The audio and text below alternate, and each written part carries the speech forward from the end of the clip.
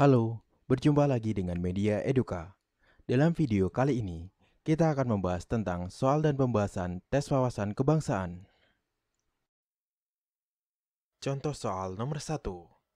Paham integralistik yang terkandung dalam Pancasila meletakkan asas kebersamaan hidup dan keselarasan dalam hubungan antar individu maupun masyarakat. Ini berarti paham negara integralistik. A. Membela kaum minoritas. B. Tidak memihak yang kuat. C. Mengusahakan kesejahteraan seluruh rakyat. D. Menjaga keamanan rakyat. E. Menekankan kepada kewajiban rakyat untuk menghormati pihak lain. Pembahasan. Paham integralistik yang terkandung dalam Pancasila meletakkan asas kebersamaan hidup, mendambakan keselarasan dalam hubungan antar individu maupun masyarakat. Dalam pengertian ini, paham negara integralistik tidak memihak kepada yang kuat, tidak mengenal dominasi mayoritas, dan juga tidak mengenal tirani minoritas. Jadi, jawaban yang tepat adalah B, tidak memihak yang kuat. Contoh soal nomor 2. Keberadaan sistem pemerintahan parlementer pernah diberlakukan di Indonesia. Namun, keberlangsungan sistem tersebut memiliki kelemahan utama, yaitu A. Inkonsistensi parlemen dalam menjalankan pemerintahan. B. Hasil parlemen tidak pro rakyat. C. Presiden tidak memiliki kekuasaan dalam menjalankan pemerintahan. D. Penjaminan HAM terbengkalai. E. Kekuasaan pemerintahan tidak memiliki hubungan dengan rakyat. Pembahasan. Sistem pemerintahan parlementer yang pernah berlaku di Indonesia memiliki kelemahan utama, yaitu kekuasaan pemerintahan tidak memiliki hubungan dengan rakyat. Hal ini dimaksudkan bahwa kelembagaan negara harus berasal dari, oleh, dan untuk rakyat sesuai dengan sistem demokrasi yang diinginkan. Jadi, jawaban yang tepat adalah E. Kekuasaan pemerintahan tidak memiliki hubungan dengan rakyat. Contoh soal nomor 3. Pada suatu hari, Anda mendapatkan salah satu rekan kantor Anda berubah sikap menjadi lebih pendiam dan tertutup, serta tidak mau berinteraksi dengan rekan yang lain. Dia mulai menganggap semua orang yang tidak sejalan dengan dirinya adalah sesat dan kafir. Menghadapi perubahan sikap rekan tersebut, apa yang Anda lakukan? A. Tidak melakukan apa-apa karena Anda tidak mau mencampuri urusannya. B. Membiarkannya selama itu tidak mengganggu Anda. C. Mengajaknya untuk diskusi dan meluruskan jalan pikirannya. D. Melaporkan kepada atasan. E. Melaporkan kepada polisi. Pembahasan. Tindakan paling tepat adalah dengan melaporkan kepada atasan, karena masih dalam ruang lingkup kantor, dan atasan juga lebih punya wewenang untuk mengambil tindakan. Jadi, jawaban yang tepat adalah D. Melaporkan kepada atasan. Contoh soal nomor 4. Keuntungan utama yang dapat diperoleh dari pelayanan dan perdagangan antar pulau dan antar daerah adalah A. Mempercepat proses integrasi bangsa Indonesia. B. Budaya salah satu daerah musnah. C. Saling mengenal suku-suku bangsa. D. Menimbulkan persaudaraan antar pulau dan antar daerah. E. Perkawinan antar suku dan antar daerah. Pembahasan. Keuntungan utama yang dapat diperoleh dari pelayanan dan perdagangan antar pulau dan antar daerah adalah mempercepat proses integrasi atau pemersatuan bangsa Indonesia karena adanya ikatan emosional yang terbangun antar suku. Jadi, jawaban yang tepat adalah A. Mempercepat proses integrasi bangsa Indonesia.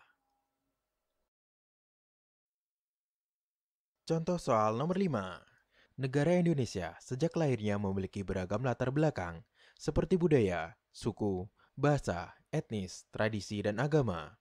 Apabila setiap umat beragama bersikap intoleran, tidak akan tercipta keharmonisan antar umat beragama. Dampak yang akan terjadi yaitu kondisi masyarakat akan kacau dan hubungan masyarakat dengan pemerintah tidak baik. Supaya situasi tersebut tidak terjadi, semua umat beragama hendaknya A. Mengganti ideologi negara yang baru. B. Lebih serius mempelajari ajaran agamanya. C. Menciptakan suatu hukum agama untuk semua umat. D. Mengedepankan sikap saling menghormati dan menghargai. E. menghayati semua ajaran agama yang ada. Pembahasan. Semua umat beragama hendaknya mengedepankan sikap saling menghormati dan menghargai. Hal ini adalah cara terbaik yang bisa dilakukan agar tercipta suatu sikap yang toleran antar pemeluk agama satu dengan yang lain. Jadi, jawaban yang tepat adalah D. Mengedepankan sikap saling menghormati dan menghargai. Contoh soal nomor 6.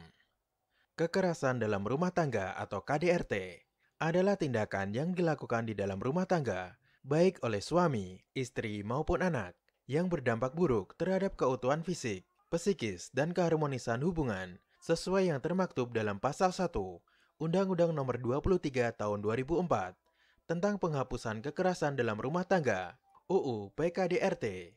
Kekerasan dalam rumah tangga adalah penyimpangan sila ke A1, B2, C3, D4, E5. Pembahasan. Salah satu butir Pancasila sila kedua, kemanusiaan yang adil dan beradab adalah mengembangkan sikap tidak semena-mena terhadap orang lain, di mana kekerasan dalam rumah tangga merupakan penyimpangan dalam butir sila tersebut. Jadi, jawaban yang tepat adalah B, kedua. Contoh soal nomor 7. Perubahan struktur ketatanegaraan Republik Indonesia akibat dilakukannya amandemen Undang-Undang Dasar 1945 menyebabkan terjadinya perubahan pada lembaga-lembaga negara. Salah satu lembaga negara baru sebagai produk Undang-Undang Dasar Amandemen adalah Mahkamah Konstitusi yang bertugas A. Membantu MA dan menyelesaikan perkara tingkat kasasi. B. Menyeleksi calon hakim agung. C. Menguji undang-undang terhadap Undang-Undang Dasar 1945. D. Berkonsultasi dengan Presiden dalam memberi amnesti dan abolisi. E. Menangani pelanggaran HAM ringan maupun berat. Pembahasan. Mahkamah Konstitusi berwenang mengadili pada tingkat pertama dan terakhir yang putusannya bersifat final untuk A. Menguji undang-undang terhadap Undang-Undang Dasar Negara Republik Indonesia tahun 1945. B. Memutus sengketa kewenangan lembaga negara yang kewenangannya diberikan oleh Undang-Undang Dasar Negara Republik Indonesia tahun 1945. C. Memutus pembubaran partai politik. Dan D. Memutus perselisihan tentang hasil pemilihan umum. Jadi, jawaban yang tepat adalah C. Menguji undang-undang terhadap Undang-Undang Dasar 1945.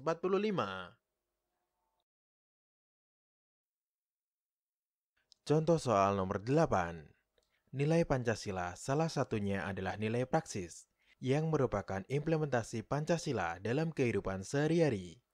Salah satu contoh ketika terjadi musibah gempa bumi, banyak relawan membagikan nasi bungkus untuk korban bencana alam tersebut.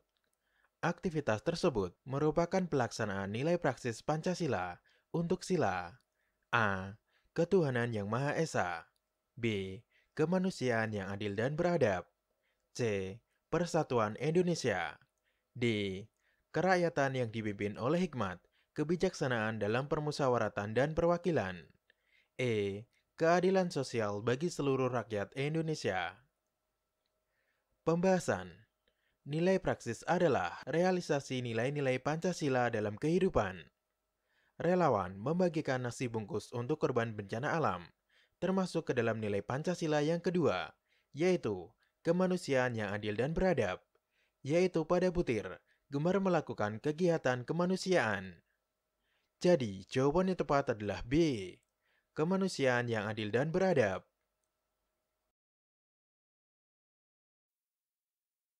Contoh soal nomor 9.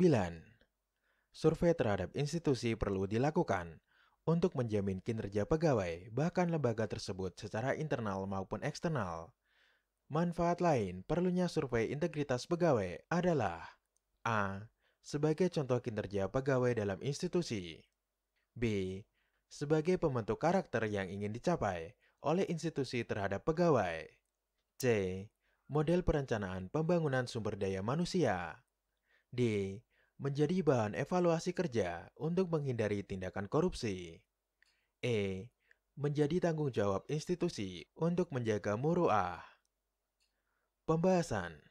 Manfaat lain dalam survei integritas pegawai, selain mengetahui kinerja pegawai dan institusi secara internal atau eksternal, adalah menjadi bahan evaluasi kinerja untuk menghindari indikasi tindakan korupsi. Jadi, jawaban yang tepat adalah D. Menjadi bahan evaluasi kerja untuk menghindari tindakan korupsi. Contoh soal nomor 10. Bhinneka Tunggal Ika adalah moto atau semboyan bangsa Indonesia yang tertulis pada lambang negara Indonesia Garuda Pancasila.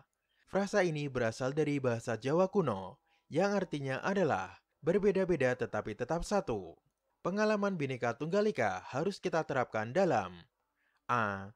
Kehidupan bermasyarakat dan bernegara. B. Kehidupan antar masyarakat sesama suku. C.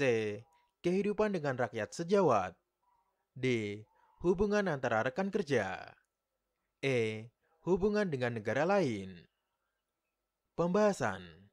Bhinneka Tunggal Ika yang memiliki arti berbeda-beda tetapi tetap satu jua, memiliki makna bahwa Indonesia merupakan sebuah negara kepulauan yang kaya akan keanekaragamannya, baik dari segi suku, agama, ras, serta antar golongan, sehingga harus kita terapkan dalam kehidupan bermasyarakat dan bernegara. Jadi, jawaban yang tepat adalah A. Kehidupan bermasyarakat dan bernegara. Terima kasih telah menonton video ini. Semoga bermanfaat untuk kita semua. Jangan lupa untuk like, share, dan subscribe